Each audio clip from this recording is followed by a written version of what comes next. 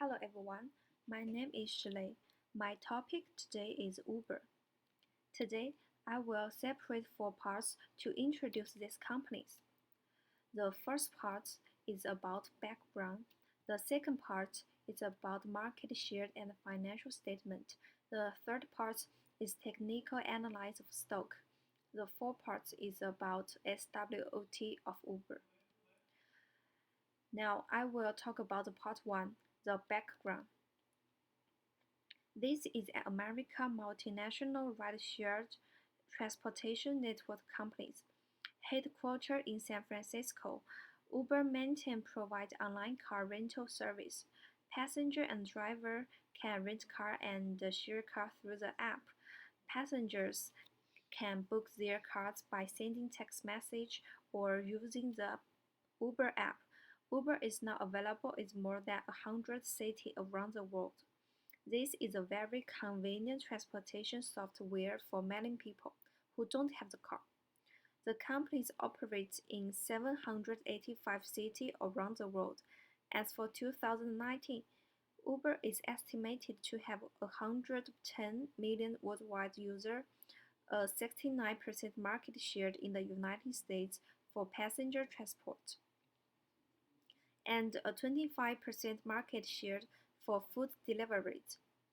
Uber first appeared in the market in 2009 and was founded by these two people. In 2010, Uber became a public company with the Graves and CEO. There are two codes of the Uber. Sharing is a proximate industry where the cars, bicycle, or internet all belongs to the new type of enterprise through scientific and technological innovations, but there are plenty of the competitor. Uber is so focused on its corporate team that its San Francisco headquarters employs more than a dozen people with PhDs in economics from top program.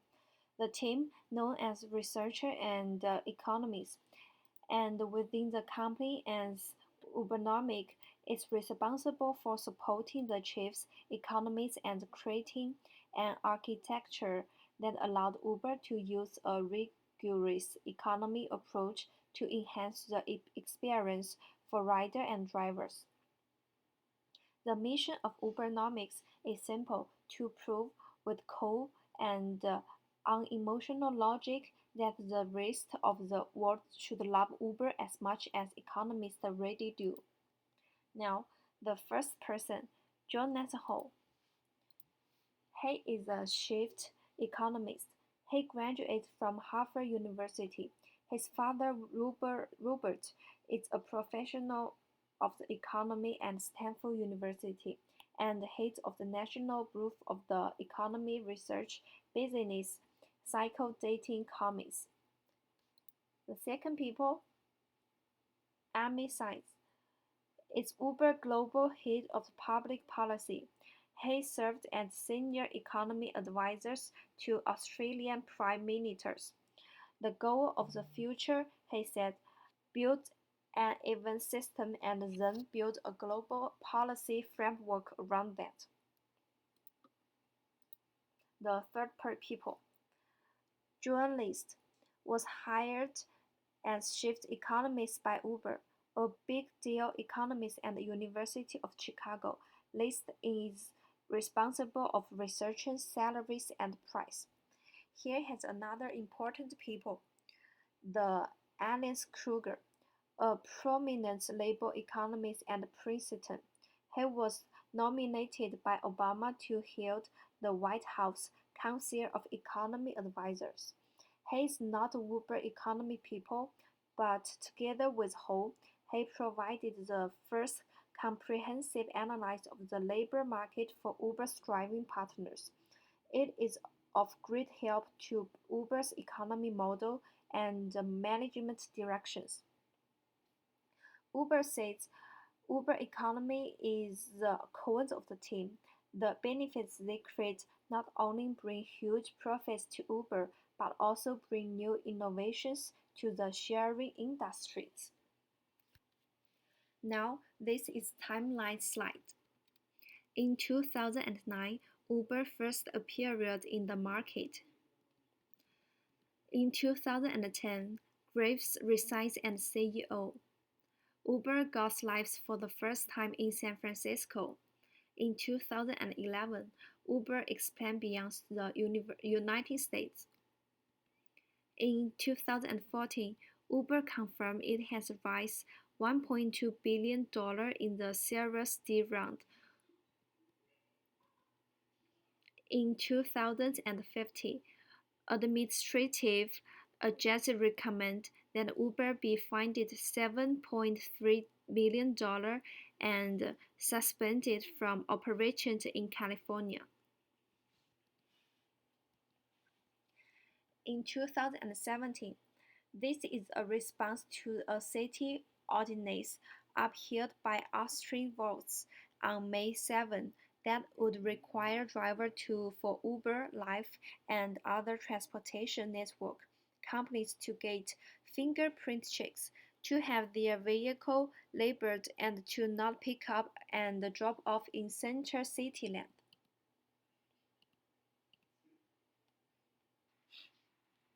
Now, I want to talk about part 2, the market share and the financial statement.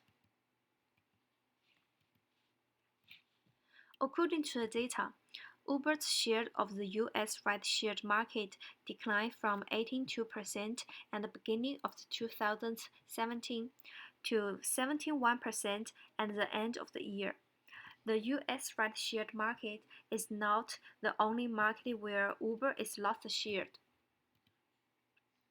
Uber still dominates, taking in 61% of the US rideshare spending in July, while Lyft captures 27% of the market.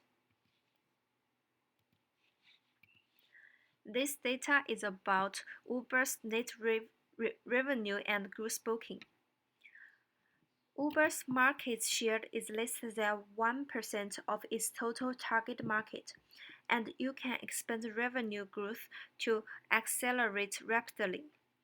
Uber's current platform adjusted net revenues, exclude incentives, grew just 39% in 2019.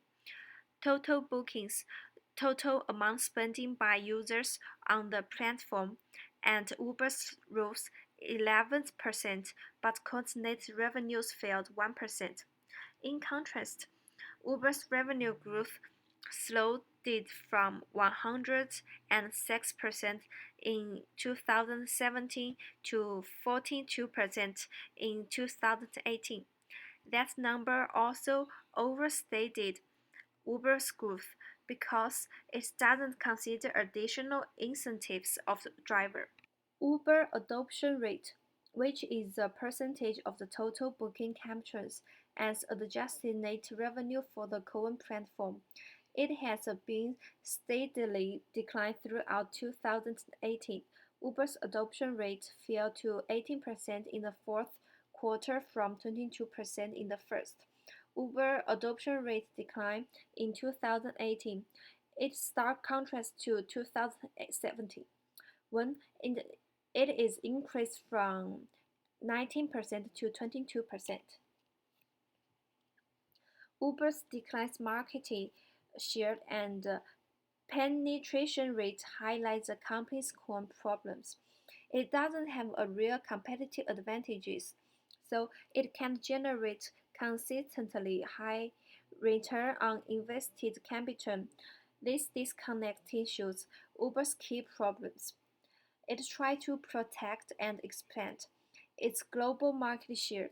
Uber is giving up more revenue to drivers and restaurants. Now, I want to show you guys the financial statement of the Uber's 3 years. This is the income statement. Uber's narrowed its loss and continued to grow revenue through at a slower pace than its previous years.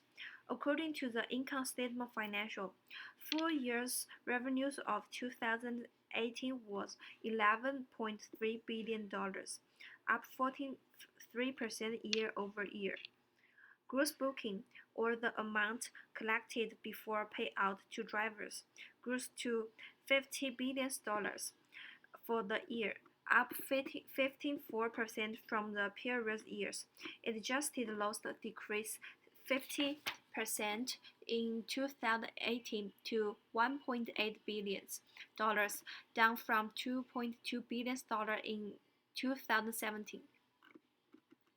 So, while the growth rate is strong by most standards, Uber's growth declares over 2018.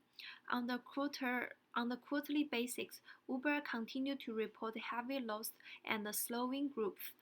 Uber's revenue for the fourth quarter came in at $3 billion, up to 25% from the same quarter last year, lower than the 38% increase in quarter 3.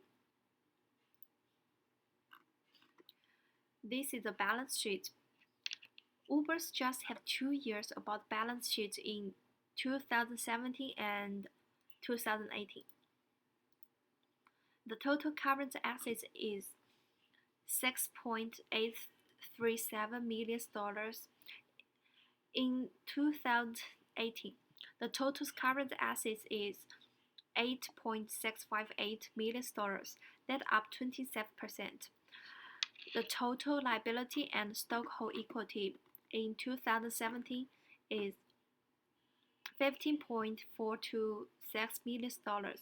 In 2018 is to $23.899 million, that up 55% of the 2017.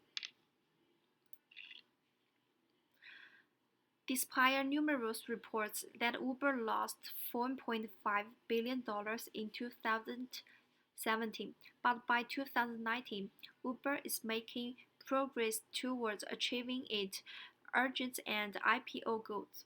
The cut price deals in the last quarters of the year show that they will eventually go from lost money on each ride to actually making money. Now, I want to talk about part 3, technical analysis of stock. And you can see, Uber went public in March at a price of $45. Report second quarter result in August. Uber has since posted a profit loss of $4.72 per share, well above analyst expectations of a negative $3.12. Uber's revenues grew 27% in the second quarter from a year earlier, down from 31% in the first quarter. Uber currently has 35 analyzers. Uber has a buying rate of 63% and a sale rate of 3%. Uber has an average price target of $15.6 each. This price target implies a potential gain of 16%. Moving average spread on Uber are indicating an enhancing oversold condition. 9% until nearest support resistance line. Uber is dropping out of the rise wage patient. Uber lost $1 billion last quarter and is projected to continue making huge losses in the coming quarters. Ride sharing is a competitive venture. In the US, there is a Lyft and other competing against it. Internationally, there is a Ola competition. On the delivery business, there is a Grubhub and Deliveroo competing against Uber. Uber doesn't have a competitive advantages. It's up against competition everywhere. To compare against taxi service, all they did was creating an app and the network to allow people in their private car to drive part-time. However, it appears not difficult to do and others are introduced service. Uber's drivers are not contractors and are employees entitled to sick leave and so on. If this passes, Uber will be under more margin pressure. HSBC's optimism stems largest from its belief that regulatory concerns are already priced in. There is a room for improvement. On September 25, it analyzed market post-maintenance his published stand on the stock. He said investor confidence in the Uber was near a low point due to the regulatory concerns and the imminent end of the lock-up period. Investors should note Uber's lock-up period expire on November 6. With Uber underperforming, there are concerns that early investors could take advantages for the expirations of the lockup period to exit the stock and sell further. After meeting with Uber, Post's attitude was positive because the company's commercial tone was still constructive. Uber's innovation outlook is trended up over the past 2 quarters. Uber beat earning estimate one time. So Uber finally looks like a buy. Now I want to show you guys the part 4. The SWOT analysis of Uber. The first one, I want to show you guys the strengths. The largest ride-sharing technology. Uber has positioned itself as a large ride-sharing technology in the world. It was one of the first ride-sharing apps operating across the globe. Strong brand recognition. Uber has maintained a strong brand recognition in over 50 countries in the world, with its incorporation of the new technological features. Low fixed investment. Uber operated on low fixed investment, low operational cost, and it has easily accessed more cities in its communicative network because there is no fixed infrastructure or investment in place. The company continued to expand at a fast pace. Dynamic price strategy. Uber has remained consistent in dynamic price strategies. Its drivers earn a substantial amount at nighttime and during bad weather and holiday night. Adaptive nature. The adaptive nature of Uber has a great recognition across the globe. Its international exposure has allowed it to blend and integrate among different nationalities and cultures. Its turn has helped Uber to earn trust and reliability. Additionally, the company also addressed the complaints of its customers through social media channels. These social media channels are great for customer engagement and quick feedback. Lower price as compared to taxi and other commute apps. Uber offers lower price as compared to traditional taxi. The biggest difference between taxi and Uber is taxi charge per mile while traveling and per million when not traveling. Uber charges per million and per mile for both moving and idling. This price strategy has proven to be beneficial for customers. Additionally, Uber is cheaper than other apps in 20 major United States cities. The final one, customer to driver interactions. Uber has created a rating system that helps customers rate their traveling experience as well as the driver. Now, its weaknesses. Multiple scandals. Uber's brand has received negative coverage over numerous scandals and controversies. Substantial losses. Although it has increased its revenues, Uber has been facing significant losses since 2009. In order to beat out its growing competition, the company began provide bonus to its driver and discounts to its customers. Dependency on the workforce. Uber's heavy dependency on its workforce and internet has not been advantageous for the company. The behavior of the driver has been unpredictable and has damaged the image of the company. Public backlash. This forced the company to revise its policy. It's about opportunities, accountability, and performance. This presents a lucrative opportunities of Uber. It can improve by offering its service based on accountability and performance. By tracking the performance of the driver, the company can identify top performers.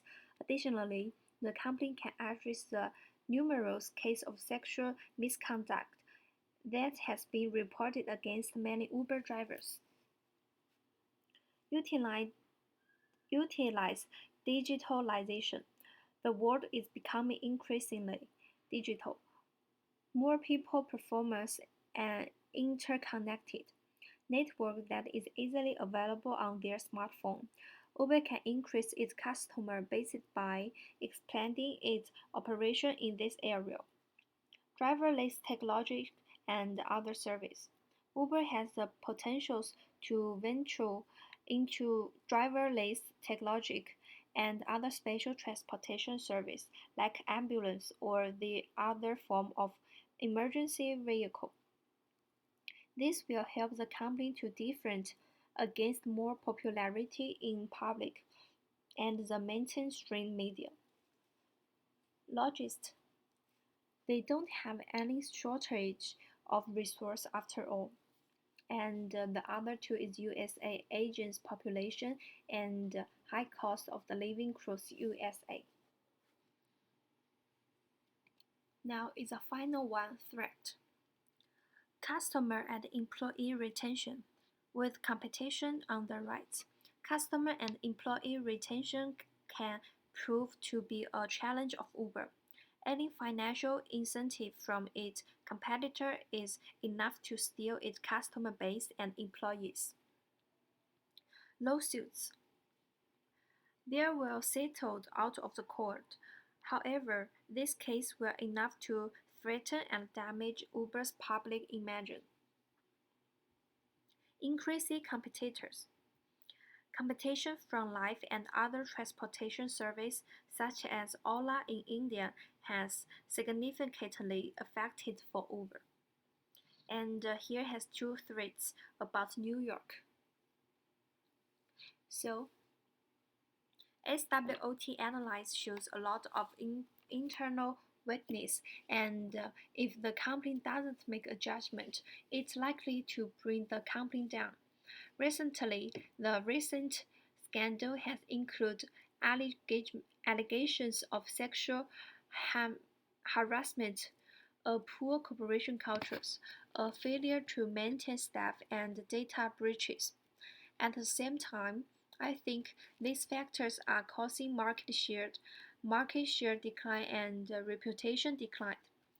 However, Uber can take advantages of its major inherent strengths, such as a big brand and market advantages to mitigate their threats. Despite the controversy, Uber can thrive through effective global expansion and marketing.